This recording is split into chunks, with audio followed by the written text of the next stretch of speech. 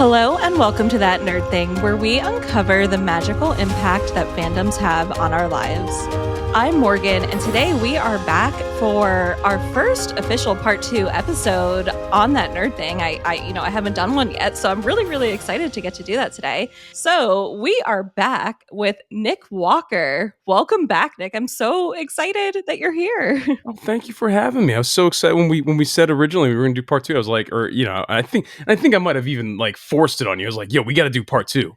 So I appreciate you making room for me in your schedule. I'm very excited to be back. Oh, it definitely, you did not force this on me. I'm very excited. And I was really honored when you reached out saying like, you're ready to do this. So like, I'm very excited. Yeah, man. You know, one thing I wanted to let you know is your fans are amazing. After that episode came out, I got so many emails from people who found the show because of you. And they were just so thoughtful.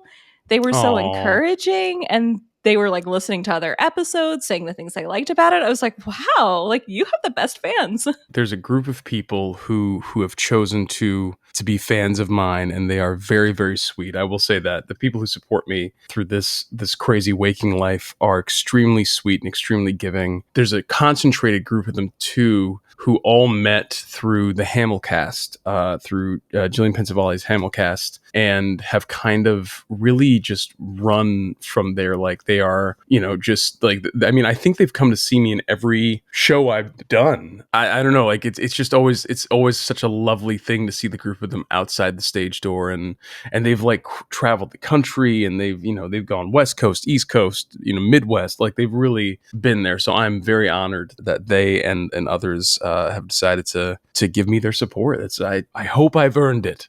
I will say, I hope I've earned it. Yeah, I know. I saw you posted.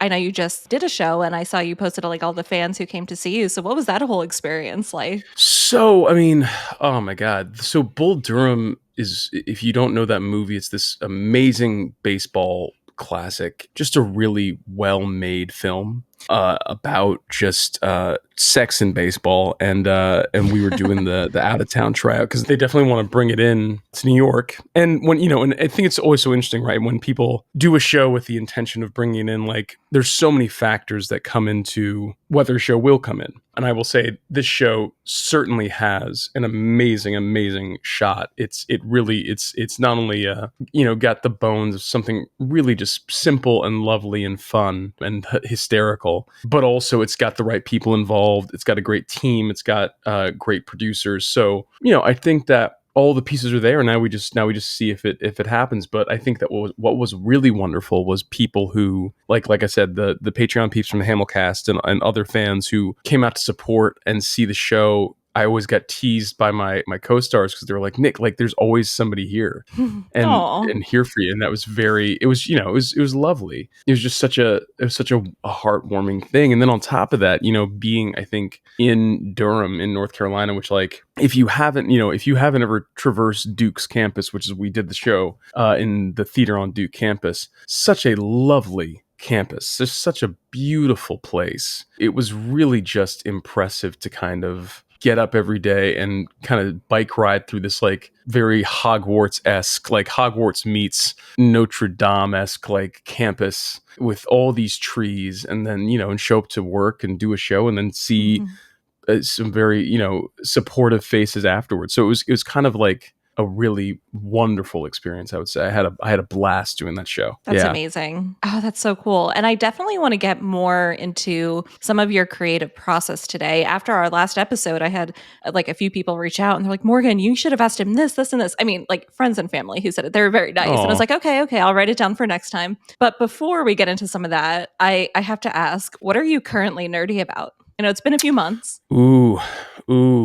A couple things. Agatha All Along, I think, might single-handedly save the MCU. I think it's such a refreshing, good, like, contained story. Like, it doesn't feel the need, like, if you know the comic book lore, or if you know anything about her character or the Salem 7 or anything like that, like, there are definitely those Easter eggs that make you feel like you're watching a Marvel show. But it is so its own thing, and Kathryn Hahn is such a great actor. and she really just kind of ties that together. So I've loved watching the first 3 episodes of that. Look forward to seeing the rest of the season. The Penguin, I watched the pilot of The Penguin. I wasn't the biggest fan of the Batman. I loved Robert Pattinson as Bruce Wayne and the Batman, but I wanted him to have a better movie, but that was just me. But Colin Farrell in this role is really wonderful, and again I think that they've done a great job so far in this first episode of like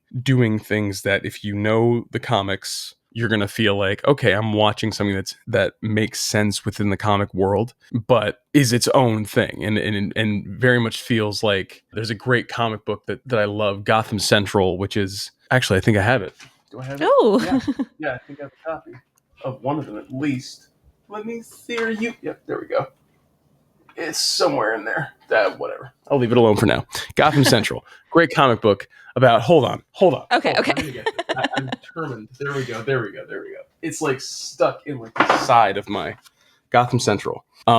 So what's brilliant about this comic is that Gotham Central it's almost like The Wire for Batman. The entire idea of it is like, what if we didn't focus on Batman? What if we focused on like the cops and the street level crime that's going on? So you get this very kind of cool warped view of just like, yeah, it's a city that has a vigilante, but there are things happening in that city that have nothing to do with that vigilante. And while they are affected by the Batman, like, you know, what is the day-to-day crime life of Gotham City? And so it focuses on the police and it focuses on the criminals. And The Penguin very much feels like that, where it's like you're watching what is essentially like, feels like kind of The Sopranos mixed with Richard III. Like you're just watching this guy kind of manipulate and cajole his way to the top of the Gotham crime scene. And the Batman is a presence, but not a physical presence. Like he's in the shadows. We know that he exists, but we're not focused on him. So it's a really cool mix. And Colin Farrell's just, you know, like Catherine Hahn with Agatha all along. Colin Farrell's just a genius. He's just so charismatic, even through all the layers of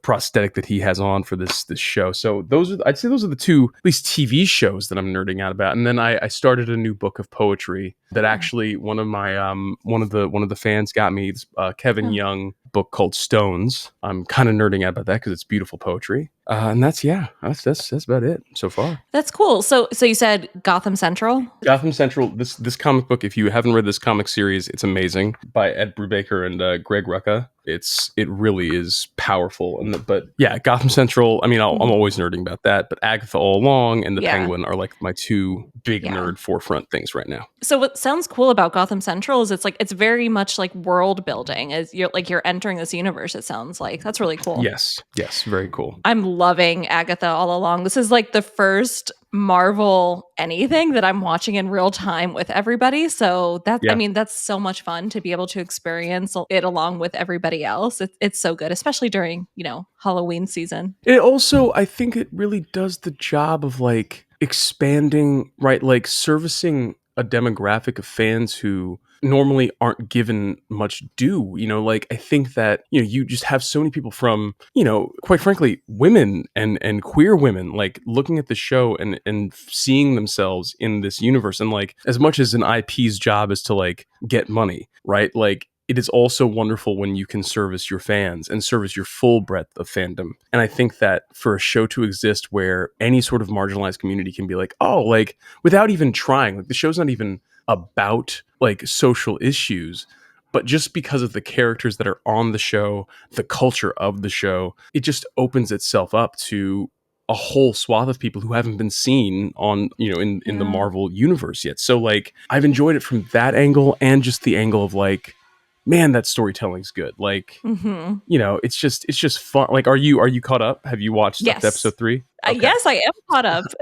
How are you feeling? I love it. Okay, so everybody listening, we are probably going to talk about some spoilers from the first 3 episodes of Agatha All Along, so just keep that in mind. I loved it. The last episode I thought was so interesting how they took this trial and they did it in like a different setting, but it still felt creepy the entire time. And then like the death at the end, I was shocked. I was like, oh wow, they're really going there. I forgot this is not necessarily always just like for kids. These shows get deeper. I love Catherine Hahn too. Yeah, she's wonderful. And Deborah Jo Rupp, who plays Sharon, who just spoiler alert, who just demised, is such a mainstay of like especially like for those of us who grew up in the 90s with that 70s show and all that stuff. I mean, she's just amazing. But like, I doubt that she's dead. True. I think there's something and that's my opinion.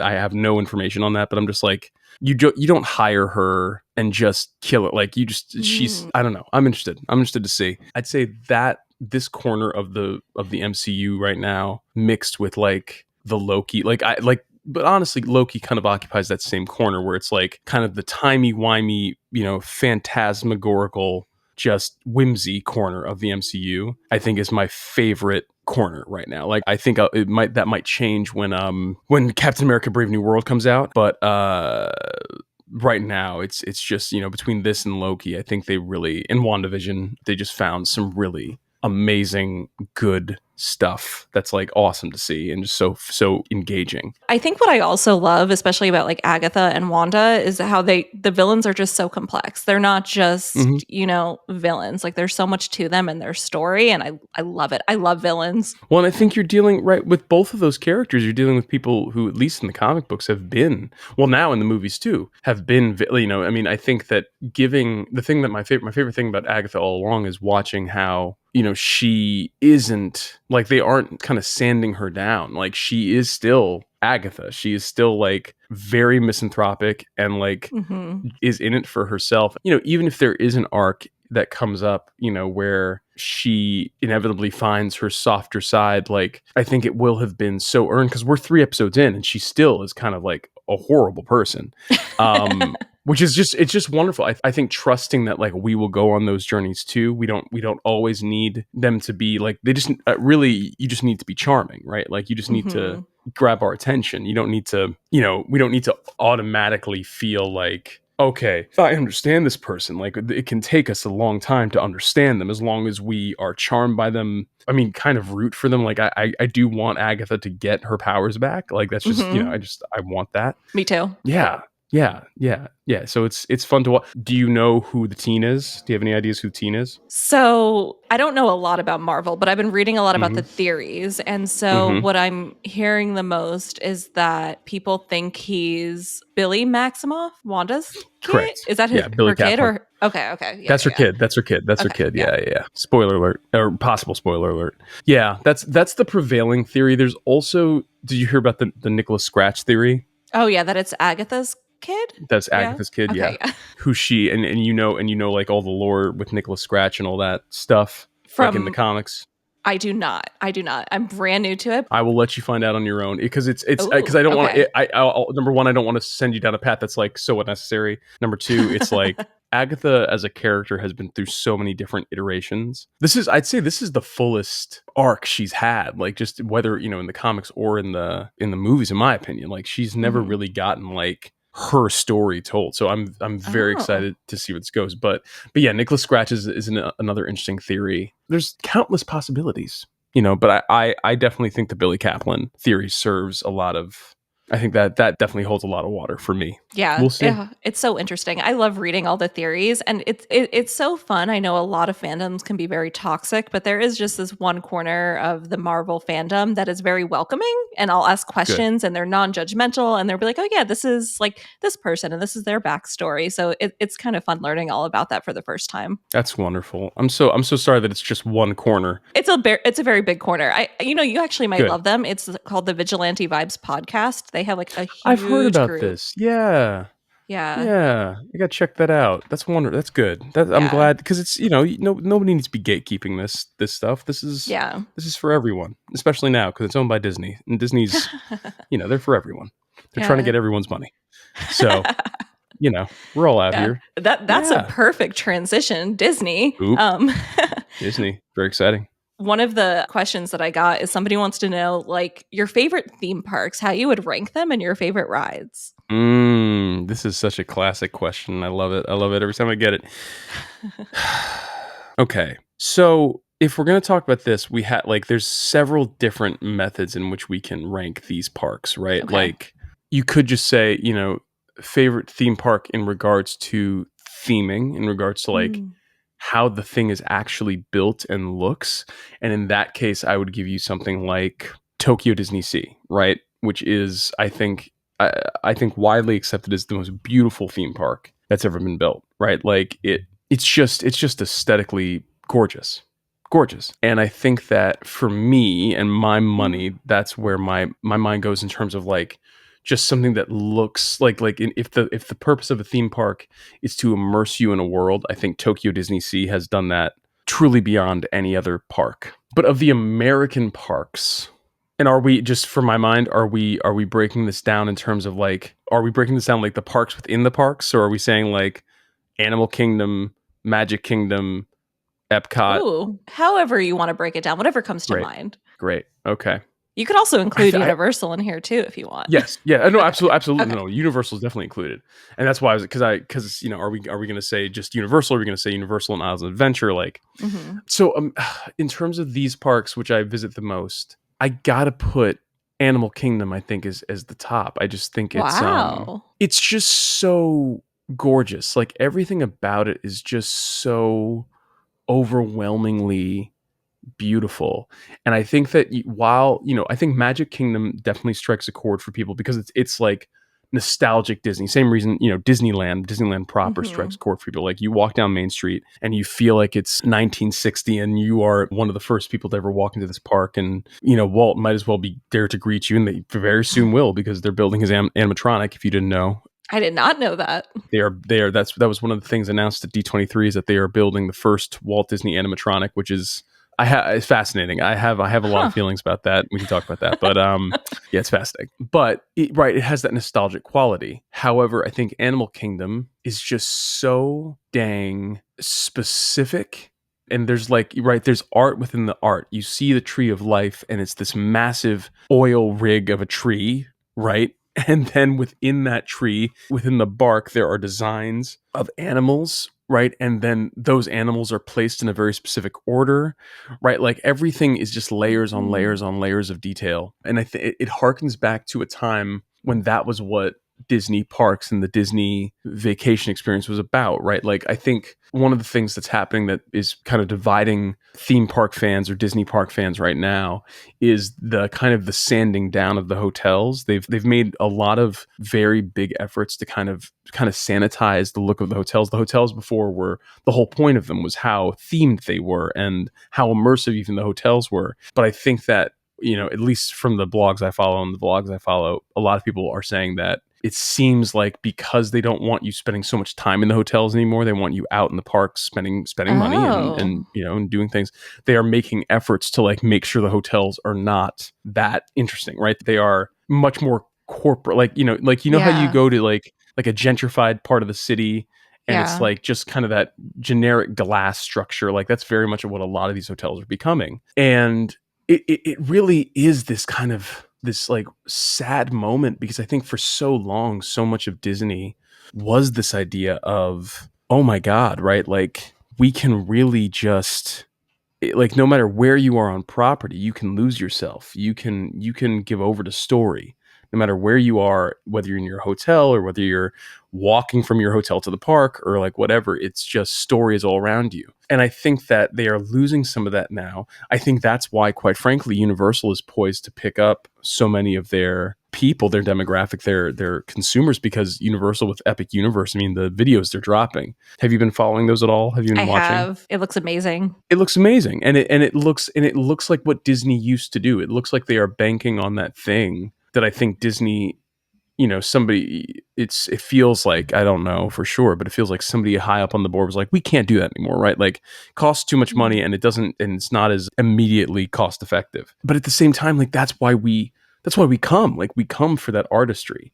We come Mm-hmm. to see that thing that is so wild. It's almost like there's a bunch of great books about roadside attractions from the 1950s and 60s, right? Like those kind of weird, kitschy things that you would see like on off the side of a highway going to Utah, like a dino land that's just like paper mache Yeah. dinosaurs, or weird Yeah. stuff. And like that represents such a time of like, well, I don't know if this is gonna do anything, but like I just want to see if I can do it. I just want to see what this looks like to create this world. And I think that Disney for so long was the kind of the bulwark, the representation of that. And I think it's starting to corrode. And I think Universal's being like, well, then we'll jump on it. Mm-hmm. And it looks like they're about to do a fantastic job with Epic Universe.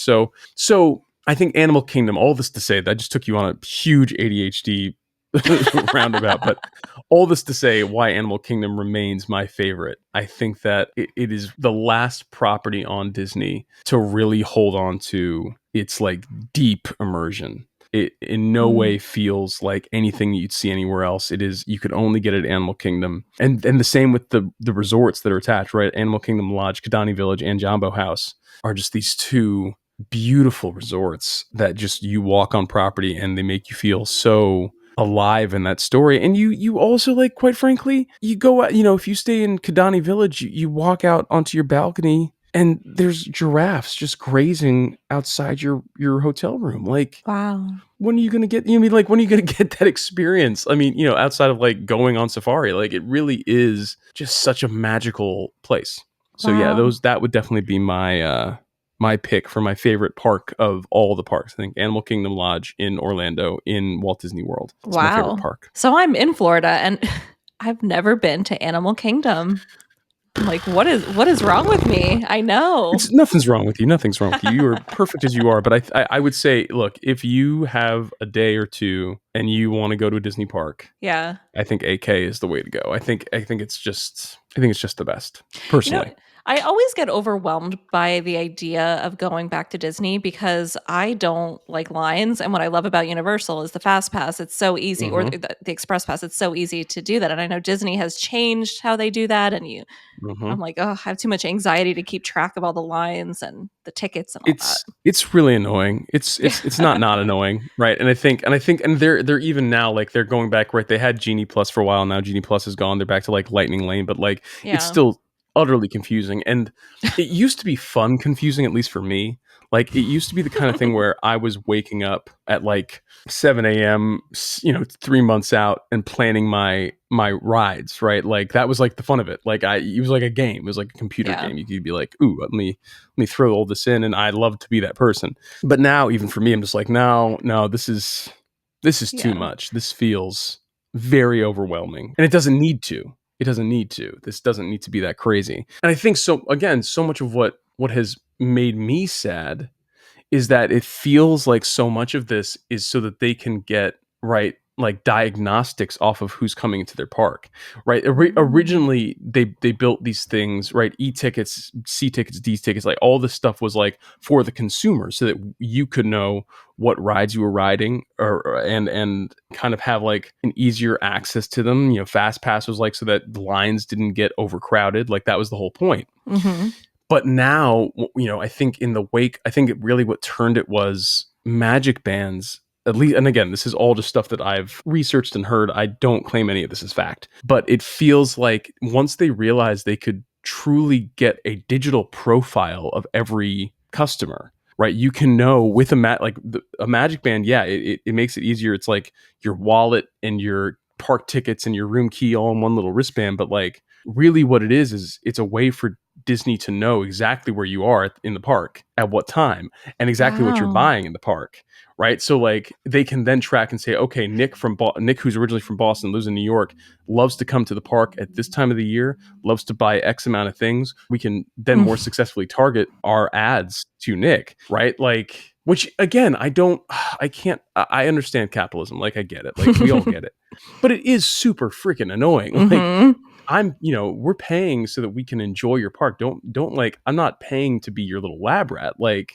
that's a good point. I'm a firm, as soon as that line gets crossed where you are now, really hurting the guest experience for the sake of whatever analytics you feel are going to save your company. You can get all the analytics you want, but not at the sake of the guest experience. Like, that's the reason that I'm unashamed to say, or was unashamed to say, that I'm a Disney adult, right? Like, that's the reason, is because I know that on the other end of all those analytics is like magic, right? Like, is like, I can go and take my friend who's never been and show them a time they've never had.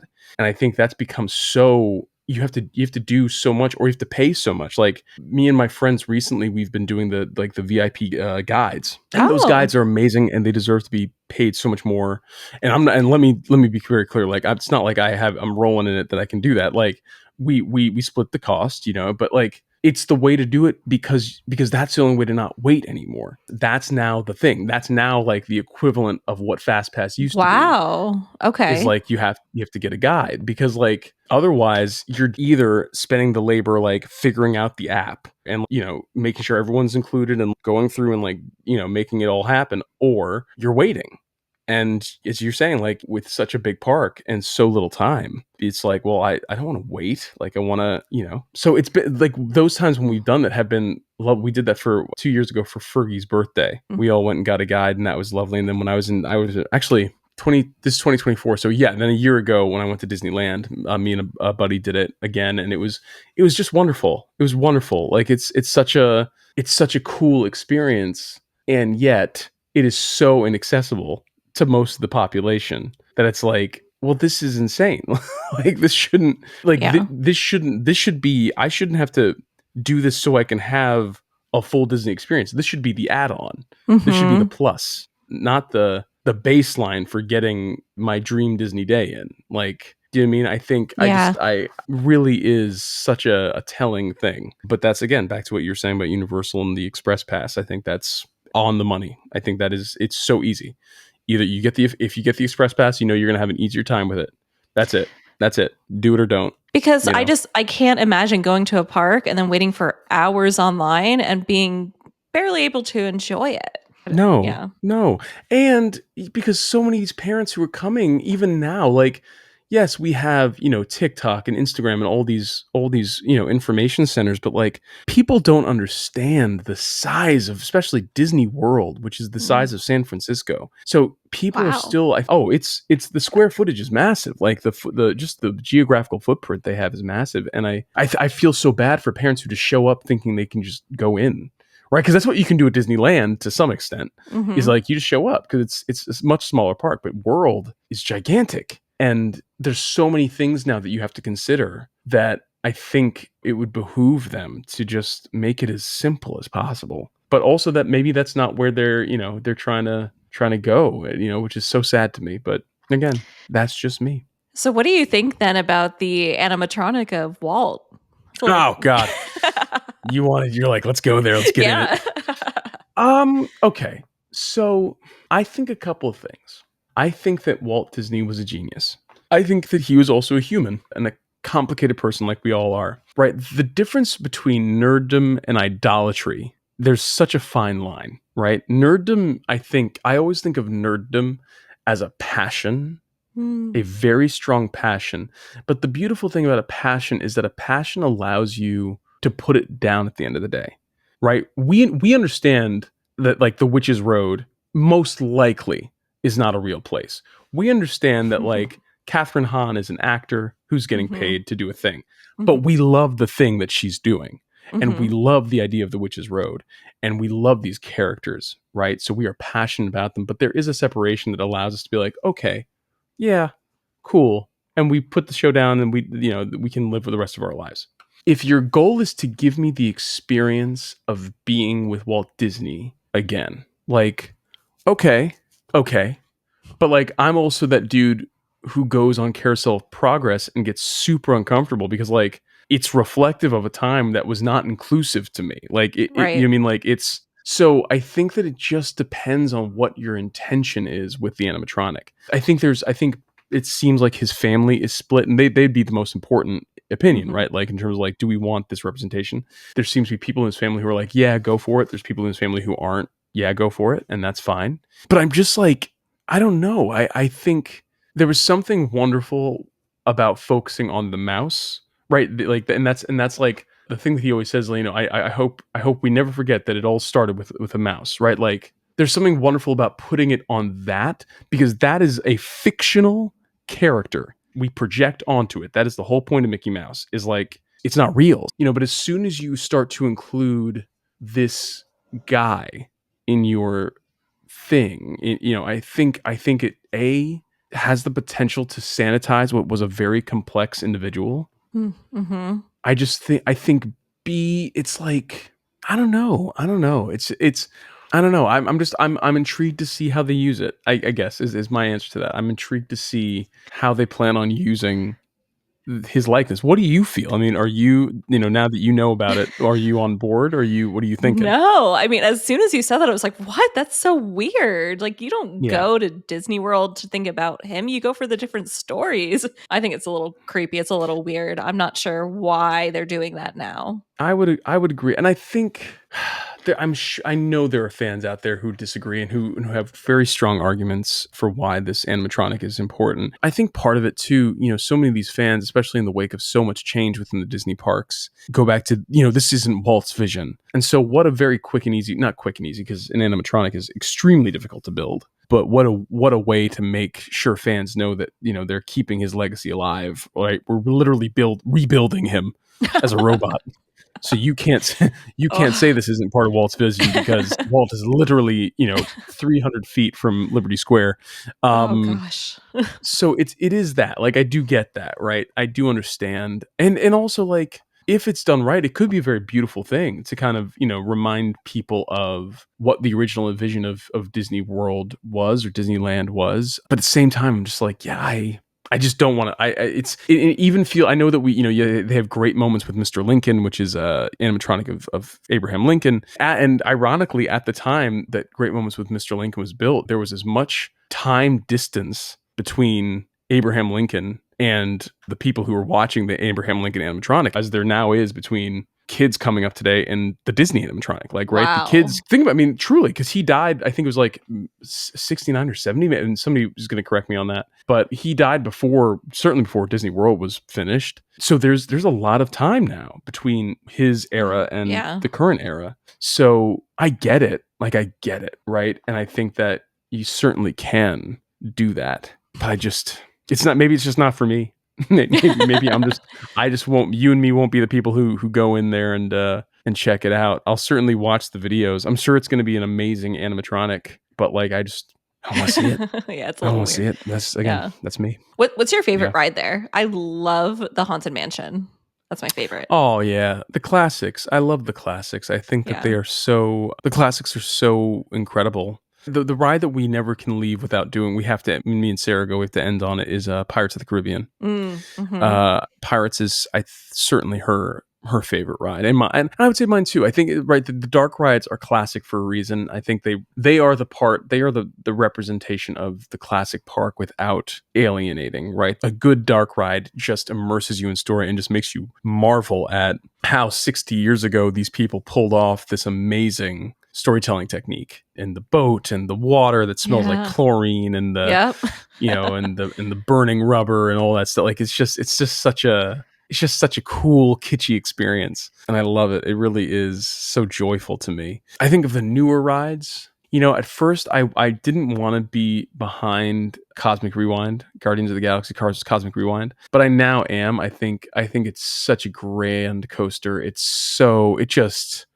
just smacks you in the face. Like, it's just such a cool coaster, and like, you're riding it and you just feel like your heart's in your chest, and Ooh. it's just great. I'm ready to like end this call and go to Disney, make a Disney trip. Oh, It's you just a have few hour to. drive. Oh, no, you definitely got. And like, especially, that's the thing. Like, for all the nonsense that Disney has, it is still doing incredible stuff. Like, they are if you love thrill rides, if you love entertainment, like, they're doing some of the best stuff. They have Mm. actors down there who are working their butts off. Shout out to Adam Hose and the entire Galactic Star Cruiser cast. RIP Galactic Star Cruiser. Like, the actors down there who work the shows, who work Finding Nemo show, who work all the Festival of the Lion King. Like, those performers are working their butts off, and they're amazing, and they do not get nearly the kind of credit that they deserve, because they're doing 3 shows a day. Like, it's insane, a very hard material. So there's so much good happening at Disney. I'll never not love it. Like, I'll never not love it. There's so many things that I'll get mad about. It's just like your problematic uncle,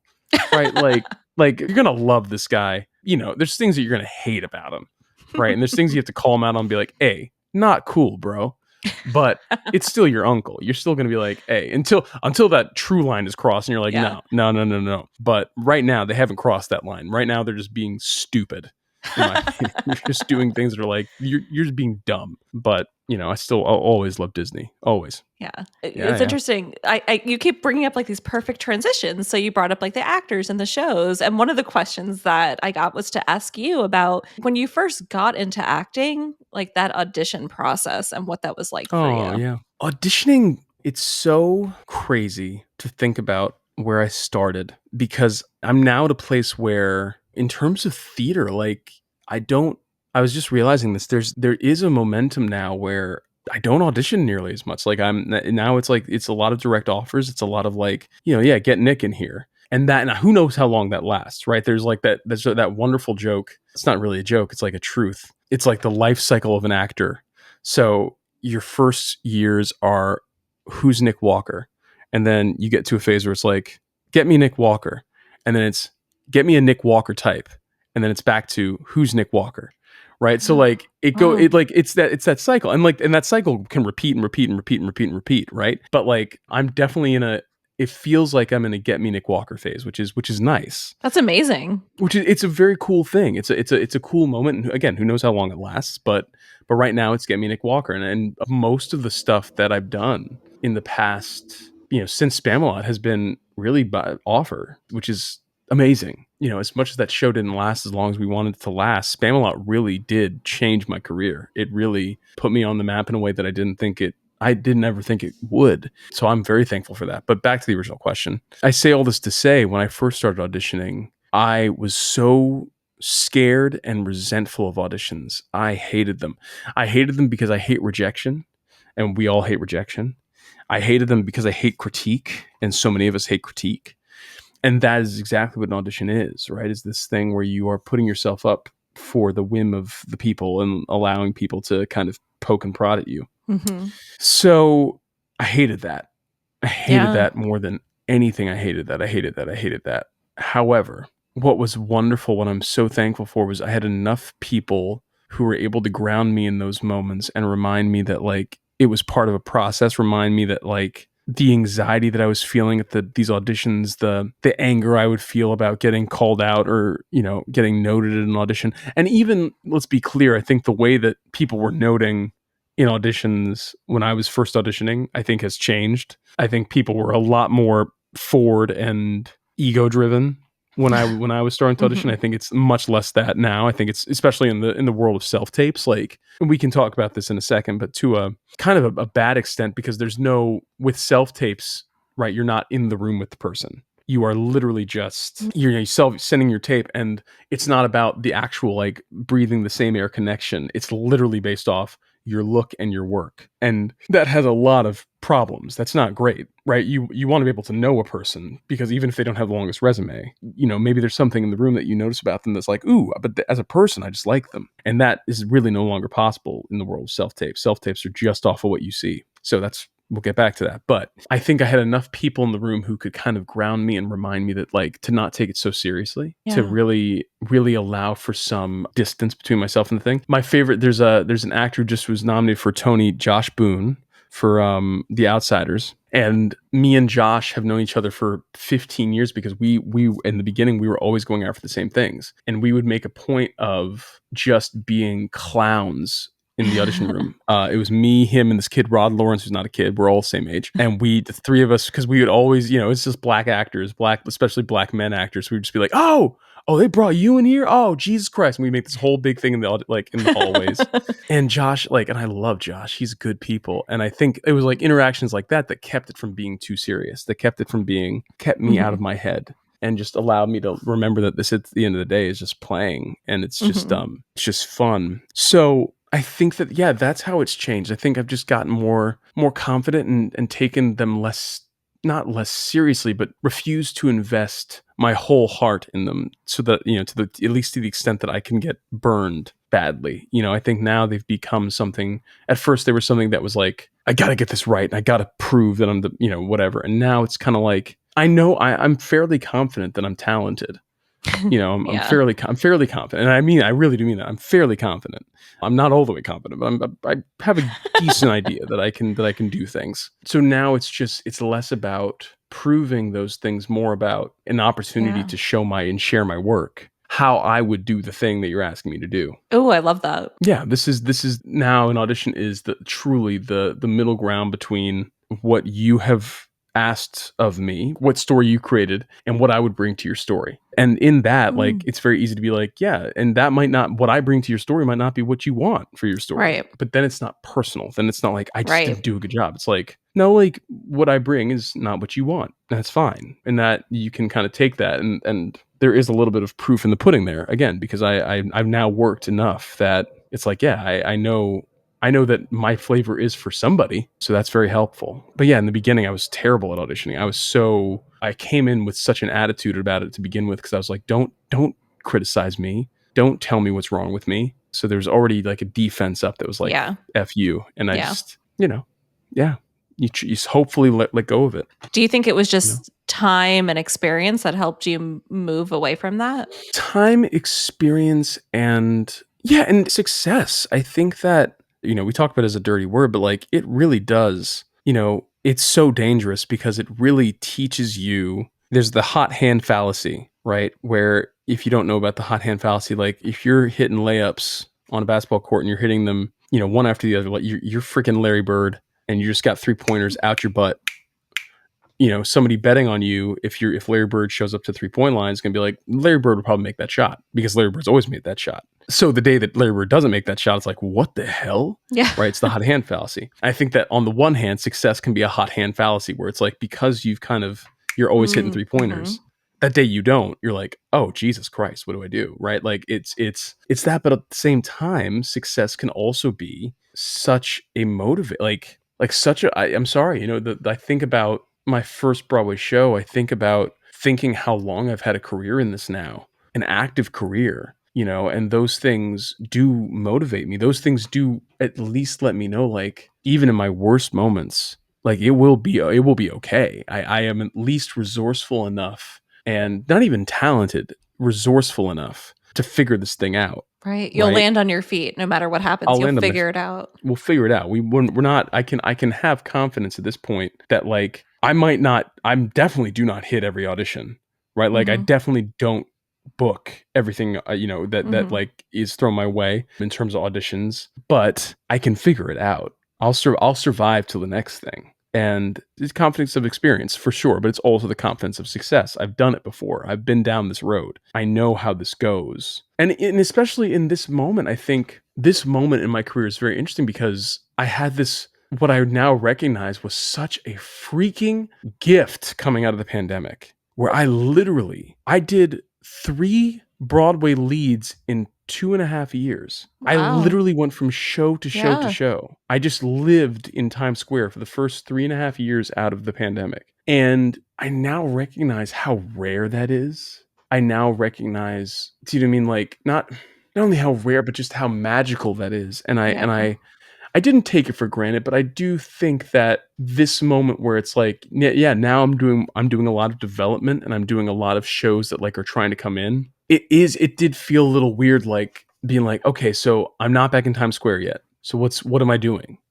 It's like, well, you're building up to the next one. Like that's what's happening right now. You literally are like planting the seeds for the next one. The past 3 years, you did the same thing, but those seeds blossomed very quickly, and that doesn't happen, right? Like the Spam-A-Lot Kennedy Center to Spam-A-Lot Broadway turnaround was so quick. It doesn't happen like that. Like that is so rare. I think that in this moment, remembering that is such a lovely kind of reminder. As I field offers and as I audition for film, TV, I mean, like it's this cool thing that kind of, again, I know that I can survive. I know that I've done some really impossible things. Yeah. And like, yeah, it's comforting. It's comforting. It's so interesting hearing how unpredictable all of that can be, though. Sorry, I don't know if you could hear my dog barking. Oh, no. Oh, now I hear it all. Hi, dog. It's awesome. It's all right. Yeah. Dogs bark. Yep, that's true. Dogs bark, man. You were saying though about the unpredictability. Yeah. Like I never really would have thought like, oh, like you do a show somewhere else and then it's kind of like waiting to enter it into New York. I didn't realize that was part of the process. That's so interesting. Oh, dude. I mean, because think about the capitalization of these shows, right? You are, here's what you're waiting on. Here, just to kind of demystify it for everyone. You're waiting for one of three theater owners to tell you that they have a slot for you. And the wait list for theaters, right? Jujamson, Schubert's, Nederlanders. They own 90% of the theaters in Times Square. So you're waiting for one of them to be like, hey, we have a slot, come on in. And that requires you to A, know one of those three owners, and B, have their trust enough that they're like, great, come on in and make me some money. That's the first thing. Generally, then you're also waiting on capitalization. You need to raise about 22 million, right? To come in safely. Wow. Safely. Like not that every show is capitalized at 22 million, but like in today's economy, when you don't know what the audience is going to be like, that's about where you want to hit. Like you want to get to something that will pad you so that when you go through the January, February, March slump, right? The ticket slump, which is always January, February, March, that you have some extra, that you don't have to rely on the audiences being there, right? Like you want to be able to kind of get through that on top of promoting the show, on top of all the other things you want to do. Wow. So it's like Broadway is a casino. Like, and I mean that in the least condescending mode possible. You are taking it's a risk. It's a huge risk, and it's a risk at a time when the entertainment industry is already crazy. Like looking at the amount of Hollywood celebrities on Broadway right now, which is amazing, right? For people to be able to see these people live. But make no mistake, it's also because nothing's getting filmed. Like that is why they have the time in their schedules to do this, because like there's nothing happening, and this is where they know they can get paid right now, right? So like they know that they're a draw, so so that means they can demand a higher salary, right? So they're coming in, but like it's not like a cool new trend for like celebs to do theater. It's like the movies aren't getting made, like studios are tightening the belt. So I only bring this up to say understanding the economics of the thing, I think, is extraordinarily helpful when it comes to understanding what it takes to sustain in this industry. Because you're not only sustaining the time it takes for casting directors and studios and theaters to get to know you as an artist, as a person, as an entity, you're also sustaining whatever the current zeitgeist is, whatever the current economic downturn is. You are having to sustain through that. That's why whenever there's people, whenever a student comes to me and is like, hey, I'm trying to do my side hustle. Like I just feel so ashamed of waiting tables, of whatever. It doesn't feel like I'm an artist. I'm like, are you paying your bills? Because that's actually it. That's actually the only name of the game. Yeah. Is I'm paying my bills and I'm doing what I love. Like, and those two might not be, you might not be paying your bills by doing what you love, but you're paying your bills and you're doing what you love. Right. Like I'm very fortunate where like my coffee shop gigs are like NYU or Warner Brothers or even like a regional gig. Like those things don't pay as much as Broadway, but they sustain me. Right. And I'm fortunate where it's like I'm doing a lot of them. But like that's because this is hitting at a time when my career is at this place. Wow. Do you know what I mean? Like if it wasn't, this would be a very different story. And that's fine. You know what I mean? You survive. If this is what you want, you survive long enough to do it. So yeah, it's a fascinating career that we're in, but you gotta love it. You gotta love it. Thank you for sharing all of that. That's like such an interesting behind the scenes look. Oh, I'm a huge proponent of being, I think that the only thing that stops this industry in its tracks is when people don't understand it. When people don't understand, because I think, right, that's how you get the dreaded talk that a lot of actors hate, is when they go home for holidays and their parents ask them, so when are we going to see you on the Oscars? Right? Like, because there's no understanding of like what this actually takes. This actually is not about, it's not like climbing a ladder in terms of like, I intern at this firm, and from this internship, I gain this entrance into this firm. Like it's so nonlinear. It's crazy. It makes no sense. The only reason you stay in this is because you love it. That's the passion. only reason. Yeah. Exactly. That passion for it. So, being real, talking real about it, I've always found extremely helpful, Yeah, no, people love that. And I think people appreciate when others are real. Yeah. Try to be. You got to be. It's how I live my life. I never want to lie. I always, I might choose, and especially, you talk about, I think the thing that I've had to learn with fandom is like, I very much choose what parts of my life I want to share. I curate, and that's what we all do on social media. Like that's what we, however, like the stuff that I want to talk about, like I'll talk about, whatever. It's not going to hurt anyone, So I know last time we spoke about potentially getting into like your writing process because I know that's something that you do a lot. Like you're Yeah. a fan, you love all these things, and then you also write. So like Hmm. what is that like for you? When do you have the time to do that? When do I have the time to do that? It's such a great question. I find that writing doesn't work when I'm forcing it. Mm-hmm. So in terms of finding the time to do it, I wouldn't say it's about finding the time. I wouldn't Oh. say it's about finding the time. I would say it's about Is it almost like you don't have to find the time because if it's just coming to you, it's almost like the time's there? flip that, reverse it. Don't Okay. force it. Don't Yeah. force it. It's about allowing for the muse to hit you when it hits you, Mm. instead of being Taika Waititi has this thing about, sometimes writing is opening up a page and staring at it, making one word change Hmm. and putting it away for the day. Right? Like sometimes it's that. Mm-hmm. Sometimes it's just that minuscule of a process. I think that when I first started writing, it was about output for me. It was about like I had like let me get all these pages done and like fix all this shit and make the story perfect just on this pass. And so I'm going to go through and like scour these pages. And now I think that the way I've found time, the way I've sustained is by just recognizing that like sometimes it's not about most times it's just about, can I make that sentence a little cleaner? The downside of that is that it takes more time. It takes more time. One of the things I found with, so like I've, we talked about my cartoon over at Warner Bros. With Brightman.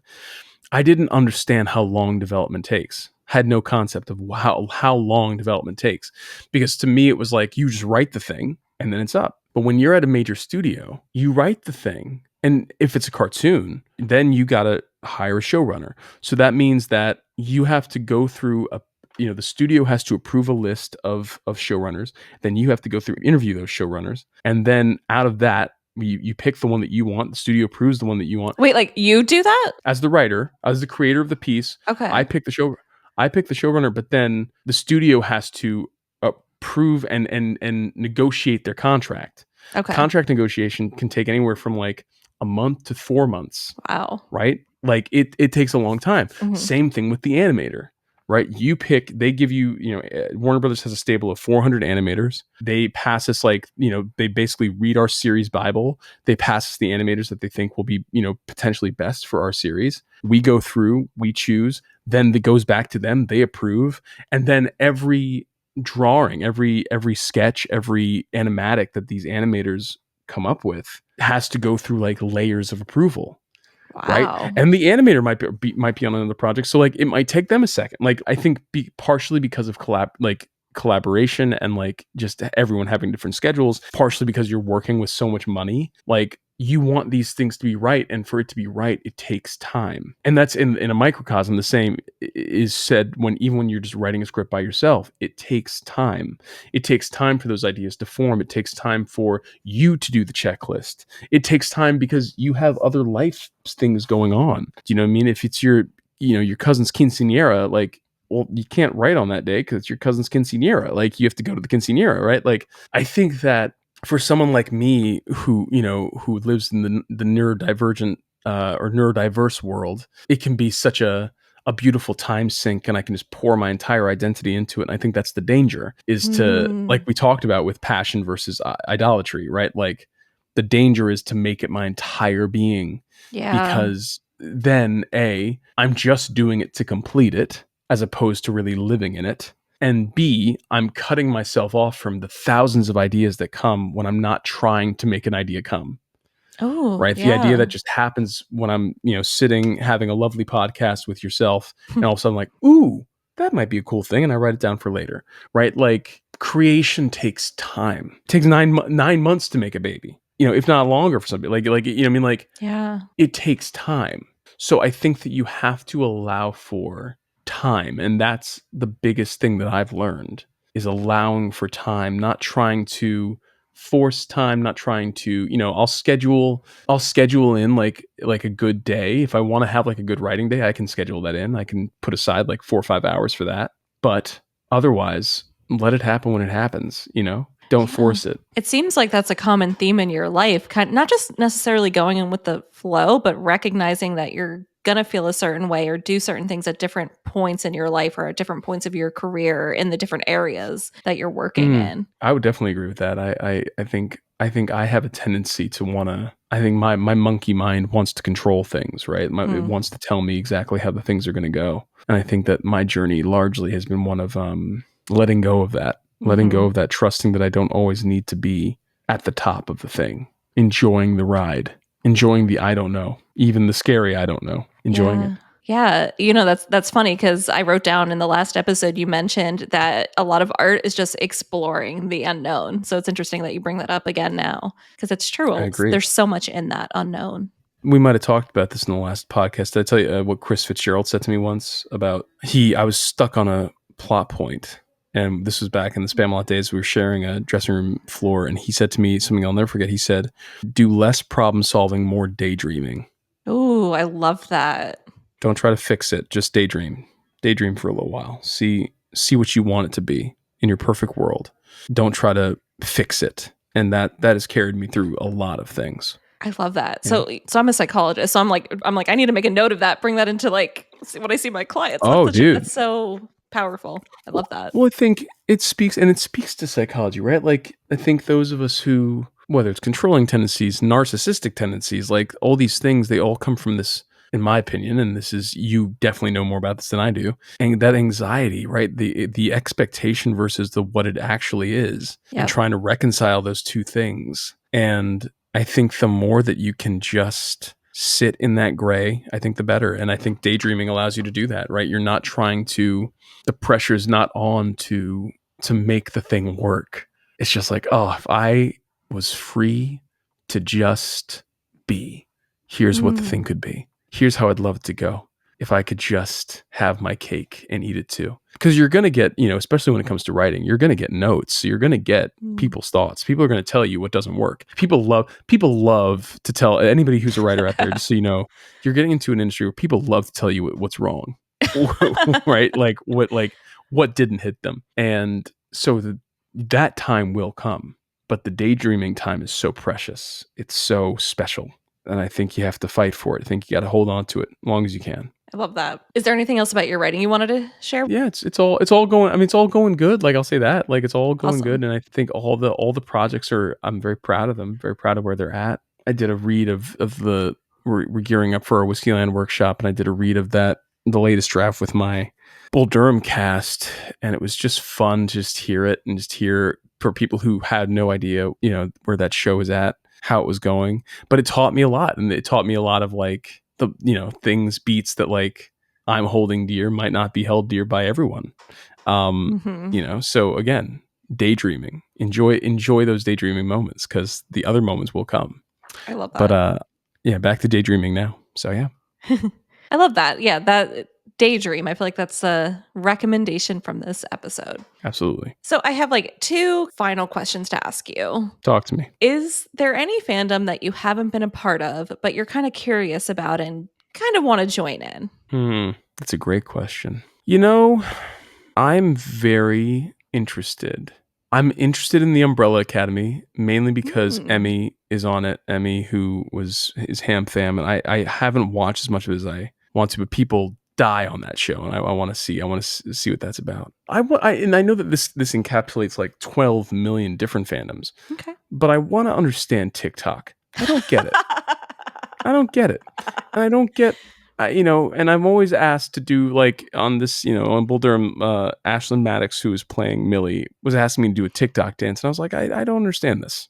I don't get it. And so I do want to understand. I do want to get it. I'd like to. Yeah, that would be where my mind would go. Would be probably TikTok, just as it's not really a fandom, but just as an entity. I want to understand that. I want to understand streaming, right? I want to understand like Twitch and stuff like that. It seems like people are having a good time on that. You know what I think is so powerful about like TikTok and streaming? I think it's that you realize you're not alone, and that there are a lot more shared experiences like in humanity than you might realize. That's what I've noticed. That's beautiful. That's beautiful. Then that's everything. And I think that's exactly it. And it might just be, quite frankly, that I'm old. You mean like and that's fine. And like, I'm not even old, but just like, it might not be my mode Yeah. of communication, but like, I love that. I think that's beautiful. Last question. What is the nerdiest thing that you've ever done in a theme park? Oh God. I mean, how much time you got? Nerdiest thing I've ever done in a theme park. There's a guy named AJ Miller, who he now he coordinates events for the Disney parks. So anytime there's like a major, whether it's like a movie premiere that happens there or like a big fan event or like whatever, AJ's probably something to do with it. And he is responsible for my two nerdiest moments. When Guardians of the Galaxy Mission Breakout opened at Disneyland, this was back in the Hamilton tour days, he took us behind the scenes of that building. So he literally, like, we walked in with him and he walked us backstage and showed us like all the props like in the collectors cages. Like he like took us on a tour of that, and it was just marvelous. It just felt like you were seeing so many cool things. The other thing that he did was he took us inside Pixar Pier. A couple years later, me and Sarah were at Disneyland visiting, and he took us to the Lamplight Lounge, which is the restaurant that's in Pixar Pier that is all about that lamp. That's like, it's the Pixar restaurant. Let's say that. Cool. But what's great about the Lamplight Lounge is there's a secret hallway that you go through a door that's like in the wall, go downstairs, and then you find one of those Monsters Inc. doors, like the Scream Factory doors, and you got to wind the crank up, and get like the scream or the laugh level, like all the way up to like the top of the canister on the door. All the lights on the door light up, and then the door opens, and it's a secret dining room that is adorned with all the Pixar animators' like personal self-portraits and signatures. And it's right, if you know the Pixar Pier layout, it is right by, there's like a patio, I guess, on the water that's right by the Incredicoaster launch. So you're like having lunch in this patio, and then like right next to you, the Incredicoaster is just like zooming off. And it was like the coolest. It was the most that I've ever nerded out, I'd say, at Disney Park, because it's like, I love Pixar, and just seeing this like cool Monsters Inc. door and like all these animators who just have changed my life, being, eating my little French fries inside their hidden cave was just a wondrous experience. So I'd say that's probably the most I've nerded out at a Disney park. Cool. Was that moment. Yeah. Wow. That's very cool. Wow. That is really cool. It. Yeah. That would be the most I've nerded out, because I haven't really dressed up at a Disney park. I haven't really, like, when I go, I try to I'm usually like planning the day for my friends. I think that's part of it too. It's less about like it's not that I'm not enjoying myself, because I'm very much enjoying myself, but my joy comes from seeing the smiles on my friends' faces. I have so many videos on my phones of like the first time that a friend of mine has ridden Rise of the Resistance. And it's something that I said, and I know exactly where they should stand so that they can get the best view of the hologram. I know where they should stand so they can get on, like they can be when the blast doors open and you see that you're on the Imperial Star Destroyer. Like, I know exactly where I'm staying with the view camera. Like, I love that magic. Like, there is a world where I would be an Imagineer. I have no engineering acumen whatsoever, but I do love creating magical moments. I love that. Aw. Yeah. Awesome. Things to consider. Yeah. Another life. Well, thank you so much for coming back and being on the podcast. This is so much fun. I still am like, it still doesn't feel real to me that like I saw you in Hamilton in 2019, and I was like, before I even knew the stage door thing was a thing, and I was like, damn it. And now the second podcast that I've had you on, it's just like, this is wild. So thank you. It really means a lot. Well, thank you for running such a wonderful podcast. I will be there whenever you want me back. It's listen, I say it honestly. Such a pleasure, my friends. And I'm so happy for you and happy for everything you're doing with this thing. It's so cool. Aww. So congratulations. Thank you. And of course. So where can people find you? At Nikki Walks. I'm at NIKKYWALKS on Threads, on Instagram. That's basically it. And I'm around. You see me on stage somewhere or on screen somewhere. I'm doing something. So yeah. Awesome. All right, everybody, thank you so much for listening. And please be sure that you are following That Nerd Thing in your favorite podcast app so that you never miss an episode. And like we were talking about with the numbers and algorithms, it really would help if you could leave That Nerd Thing a 5-star review wherever you're listening to the podcast. And if you're watching on YouTube, please be sure to subscribe and like this video. And you can get in touch with me via email at thatnerdthingpod@gmail.com and follow the show on social media at thatnerdthingpod. And again, Nik, thank you so much for being here. This is so much fun, and I hope to talk to you again soon. Happy to do it, my friend. Talk to you soon. Awesome.